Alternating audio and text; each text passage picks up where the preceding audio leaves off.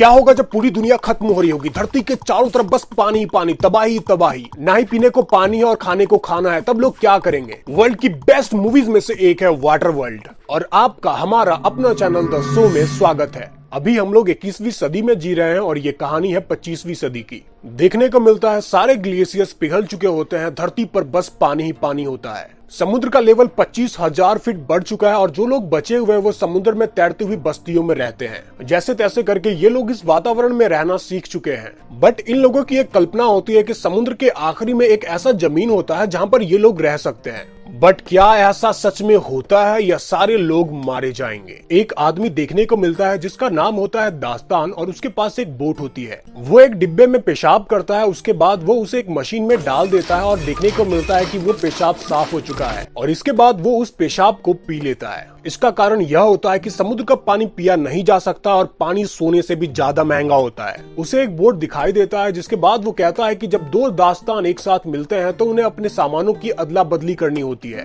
तो सामने वाला इंसान कहता है, अबे मुझे नहीं चाहिए तेरा सामान वामान, अपने पास रख। और तभी देखने को मिलता है कि वहाँ पर लुटेरे आ जाते हैं जिनका काम सिर्फ लूटना होता है। और जैसे ही वो आदमी लुटेरे को देखता है उसके बाद वो दास्तान को फल दिखाता है और उसने उस फल को अभी अभी उसके बोट से चुराई थी। इसके बाद वो कहता है कि तुम यहीं पर मर जाओगे, तुम बचने वाले नहीं हो। दरअसल बात ऐसी होती है कि दास्तान का बोट खराब होता है। उसका बोट बहुत ज्यादा फास्ट होता है, वो बटन दबाता है और उसका बोट बहुत तेजी से आगे बढ़ता है और जिसने फल चुरा कर भागा था वो दास्तान के बोट के पर्दों को फाड़ देता है, जिसके बाद दास्तान की बोट स्लो हो जाती है। बट वो लुटेरे उस आदमी को देख लेते हैं जिसके बाद वो उसे मार देते हैं। बट दास्तान किसी तरह से बच जाता है क्योंकि दास्तान के बोट को उन लुटेरों ने नहीं देखा था। अब वो लोग मिट्टी देखकर बहुत ज्यादा चौंक जाते हैं क्योंकि इस वक्त मिट्टी सोने हीरे से भी ज्यादा कीमती है। वो लोग दास्तान की मिट्टी तौलते हैं, वो 3.5 किलो की होती है। वो लोग उसे 62 सिक्के देने के लिए तैयार हो जाते हैं, बट दास्तान कहता है मुझे 62 नहीं, इसके दुगने सिक्के चाहिए। तो वो लोग दुगने रकम भी देने के लिए तैयार हो जाते हैं। अभी मिट्टी इसलिए कीमती होता है क्योंकि इसके जरिए ये लोग पौधे उगा सकते हैं और उन पौधों से इन लोगों को खाने पीने की कुछ चीजें मिल सकती है। दास्तान इन सिक्कों को एक दुकान पर लेकर जाता है और वहाँ पर पीने का पानी खरीदता है। वहाँ पर देखता है कि एक टमाटर का पौधा होता है जिसे वो खरीदना चाहता है। तब वो दुकान वाली लड़की कहती है अगर तुम्हें ये पौधा चाहिए तो तुम्हें आधे सिक्के देने पड़ेंगे। दास्तान को ये पौधा चाहिए होता है जिस वजह से वो इन सिक्कों को दे देता है। इसके बाद वो इस पौधे को ले लेता है। इस दुकान वाली लड़की का नाम होता है देवसेना और इसके साथ एक छोटी बच्ची भी होती है जिसका नाम होता है अवंतिका।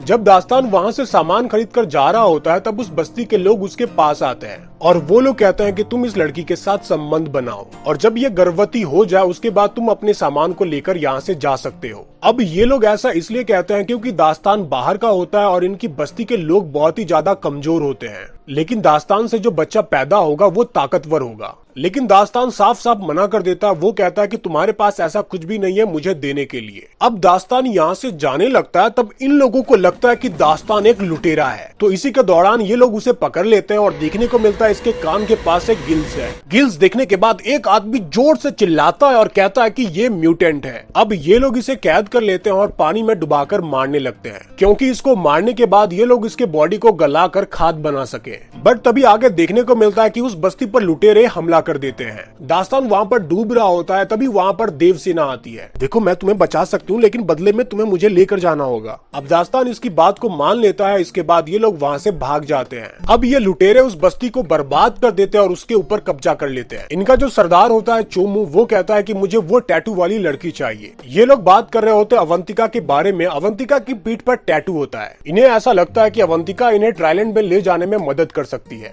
यहाँ पर 3 समुदाय के लोग होते हैं। पहला तो ये लुटेरे जिनका काम बस लूटना, मरना और मारना होता है, और दूसरे वो आम इंसान जो बस्तियों में रहकर अपना गुजारा करते हैं, और तीसरे वो म्यूटेंट जिसके कान के पास गिल्स होते हैं। इनकी स्पेशल पावर ये होती है कि ये लोग पानी के नीचे भी सांस ले सकते हैं और दास्तान इन्हीं में से एक होता है। आगे देखने को मिलता है दास्तान देवसेना को कहता है कि हमें अवंतिका को मारना होगा क्योंकि हमारे पास इतना पानी नहीं है कि हम तीनों जिंदा रह सके। पर देवसेना उसके बचाव में कहती है कि ये बस एक बच्ची है। तब दास्तान कहता है कि तुम दोनों बिना पानी के मारे जाओगे, इससे अच्छा ये है कि एक पहले ही मर जाओ। बट किसी तरह देवसेना दास्तान को समझा देती है जिसके बाद वो अवंतिका को नहीं मारता है। और दूसरी तरफ हम चोमू को देखते हैं जिसे किसी भी कीमत पर वो टैटू वाली लड़की चाहिए, इसलिए वो अपने आदमियों को प्लेन से दास्तान का पीछा करने के लिए कहता है और ये लोग दास्तान के पास पहुंचकर उसके ऊपर हमला बोल देते हैं। तभी दास्तान अंदर हथियार लेने के लिए जाता है। तभी देवसेना को लगता है कि दास्तान भाग गया है। तभी वहाँ पर देवसेना को एक हथियार दिखता है, जिसके बाद वो उन लोगों के ऊपर हमला कर देती है। बट बंदूक से एक तार निकलती है जो कि उन लोगों के जहाज से जुड़ जाती है। अब देखने को मिलता है कि वो प्लेन बोट के चारों तरफ जोर जोर से चक्कर लगाने लगता है। तभी वहाँ पर दास्तान आ जाता है और बड़ी मुश्किल से उस तार को काट पाता है और इसके बाद वो प्लेन वहाँ से चला जाता है।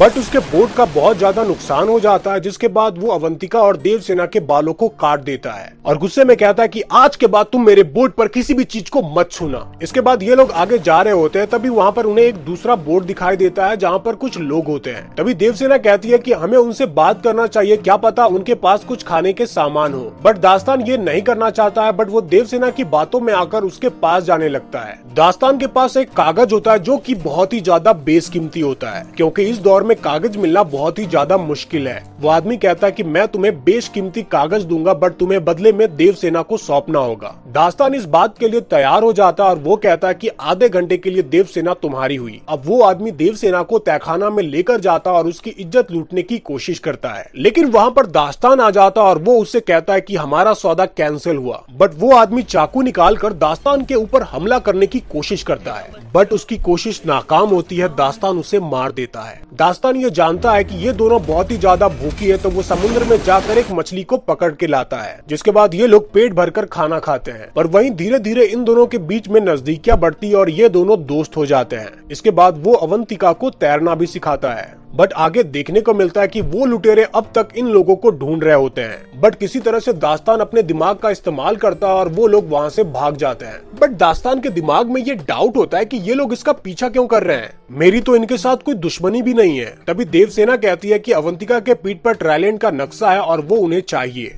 लेकिन दास्तान कहता है कि ये सब बेवकूफी है, ऐसी कोई जगह होती ही नहीं है। तब देवसेना कहती है कि नहीं, ऐसा जगह सचमुच है, क्योंकि अवंतिका जब उसे मिली थी तब उसकी टोकरी में कुछ मिट्टी थी और वो मिट्टी तुम्हारी मिट्टी से बहुत ही ज्यादा खूबसूरत और बेहतरीन थी।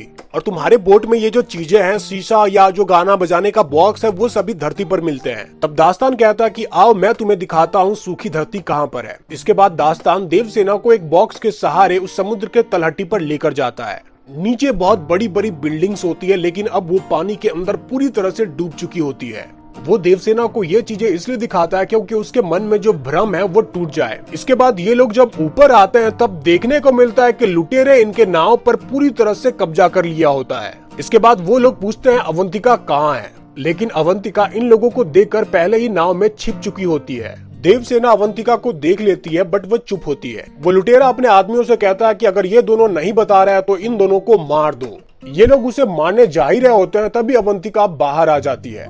ये लोग अवंतिका को पकड़ लेते हैं। इसके बाद चोमू दास्तान और देवसेना को मारने का हुक्म देता है, लेकिन वो लोग इसे मारते उसके पहले ही दास्तान देवसेना को लेकर पानी में कूद पड़ता है। लेकिन देवसेना पानी में नहीं रह सकती है, क्योंकि वो दास्तान की तरह म्यूटेंट नहीं होता है। तो इस तरह से दास्तान देवसेना को माउथ टू माउथ सांस देता है। थोड़ी देर पानी में रहने के बाद ये लोग जब ऊपर आते हैं तब देखते हैं कि उन लुटेरों ने इनके नाव को पूरी तरह से बर्बाद कर दिया है। अब देखने को मिलता है देवसेना दास्तान की अच्छाइयों से प्यार करने लगती है और वो उसके बहुत ही ज्यादा करीब आ जाती है। आगे देखने को मिलता है दास्तान को एक कागज मिलता है जो कि उस आदमी ने उसे दिया था। उस कागज पे उस आइलैंड का चित्र होता है जहाँ पर बहुत सारे पेड़ होते हैं और अवंतिका ने वैसा ही चित्र बनाया होता है। अब दास्तान ये समझ चुका होता है कि अवंतिका के पीठ पर जो नक्शा होता है दरअसल वो सूखी धरती होती है, और इसका दूसरा सबूत ये होता है अवंतिका वही चित्र बनाती है जिसे उसने पहले देखा हो। लेकिन प्रॉब्लम तो ये हो जाती है कि ये लोग यहाँ से निकल नहीं पाते हैं, क्योंकि इनकी नाव बहुत ज्यादा खराब हो चुकी होती है।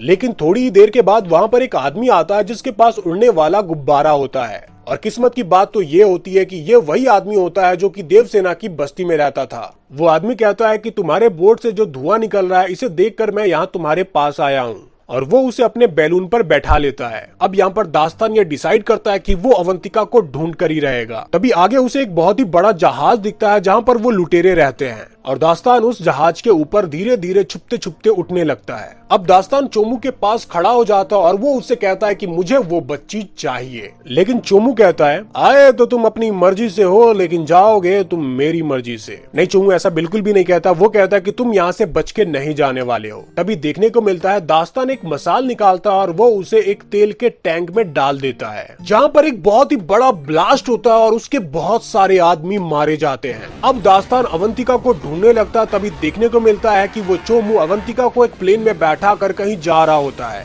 लेकिन दास्तान किसी भी तरह उस प्लेन का एक्सीडेंट करवा देता है। तभी देखने को मिलता है ये जहाज पूरी तरह से डूबने लगता है। अब इन लोगों के पास बचने का कोई ऑप्शन नहीं होता है। तभी आगे देखने को मिलता है कि वही वो लोग बैलून लेकर आ जाते हैं। अब ये लोग फाइनली बच जाते हैं। तभी नीचे देखने को मिलता है कि उस जहाज पे फिर से एक बहुत ही बड़ा धमाका होता है, जिससे हमें ये पता चल जाता है कि वहाँ पर जितने भी लुटेरे होते हैं सारे मारे जाते हैं। बट वेट, अश्वत्थामा तो अभी भी जिंदा है। हमारा चोमू ही अश्वत्थामा होता है, वो तो मरता ही नहीं है। चोमू ऊपर गोली चलाता है बट वो गोली अवंतिका को नहीं लगती है, बट अवंतिका नीचे गिर जाती है। अब चोमू अवंतिका के पीछे आ रहा होता है। तभी देखने को मिलता है दास्तान उस बलून से छलांग लगाता है और वो अवंतिका को पकड़कर वापस ऊपर चला जाता है और ये बचे हुए लुटेरे आपस में टकरा जाते हैं और वहाँ पर एक बहुत ही बड़ा धमाका होता है और वो लोग मारे जाते हैं। और इसी तरह मूवी के एंड में दास्तान अवंतिका की जान को बचा लेता है। बट सवाल तो ये है कि इन लोगों को वो आइलैंड तो मिला ही नहीं है। बट आगे देखने को मिलता है उनके पास जो आदमी होता है उसे नक्शे को पढ़ने की हुनर होती है। वो किसी भी तरह से उस आइलैंड का पता लगा लेते हैं और वो लोग वहाँ पर बहुत ही खूबसूरती से पहुँच जाते हैं। उस सूखी धरती पर जब वो लोग पहुँचते हैं तब वहाँ पर उन्हें एक झोपड़ी दिखाई देती है। उस झोपड़ी के अंदर ये लोग जैसे ही एंटर करते हैं वहाँ पर 2 सूखी कंकाल दिखाई देती है